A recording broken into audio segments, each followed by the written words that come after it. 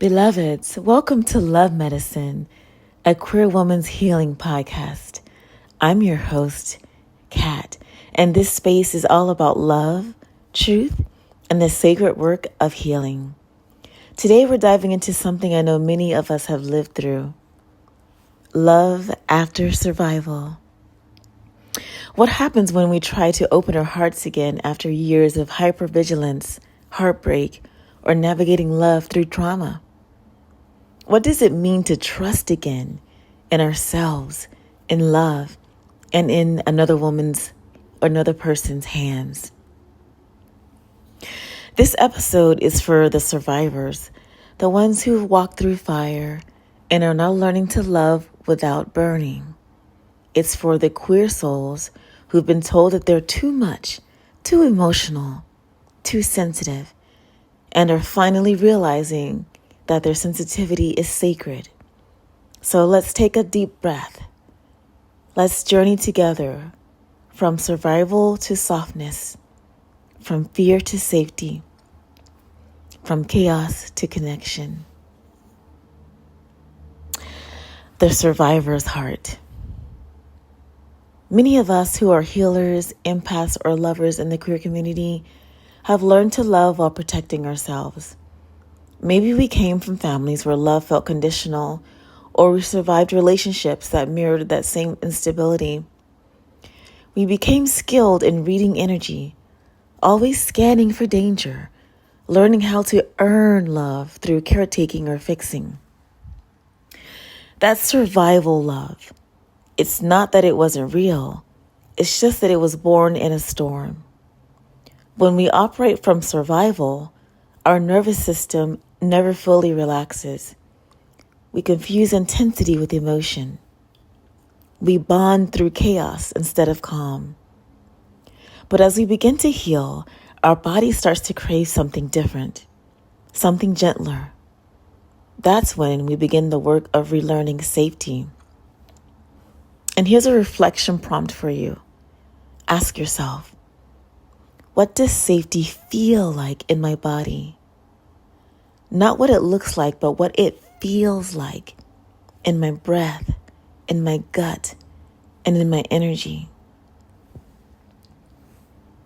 Love after trauma. Love after trauma is like learning a new language. The words are familiar, but the energy is different. When you spent years surviving, even peace can feel foreign or even unsafe. That's because your nervous system has been wired to expect the next blow, the next betrayal, the next withdrawal. But here's the truth, beloved. Love is not the problem. Unhealed people projecting their wounds onto us was the problem. And we internalize their chaos as our compass. Healing is the moment you say, no more. You choose peace, even when it feels boring. You choose calm, even when your body screams for intensity. You choose love that grows instead of love that drains. Love after survival isn't about finding someone to rescue you. It's about realizing you've already rescued yourself. Relearning safety in queer connection.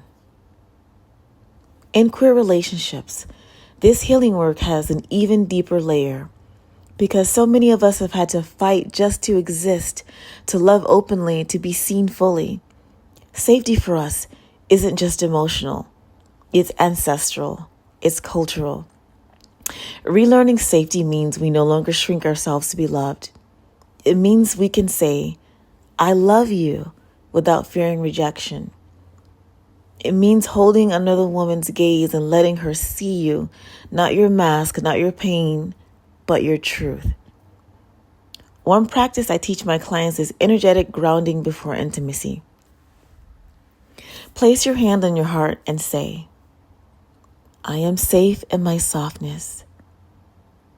I can be seen in my truth. I can love without losing myself. This practice reprograms your energy field. It reminds your body that love and safety can coexist. Beloveds, healing doesn't mean you'll never feel fear again. It means fear no longer drives the car. It means you recognize the trigger and choose differently.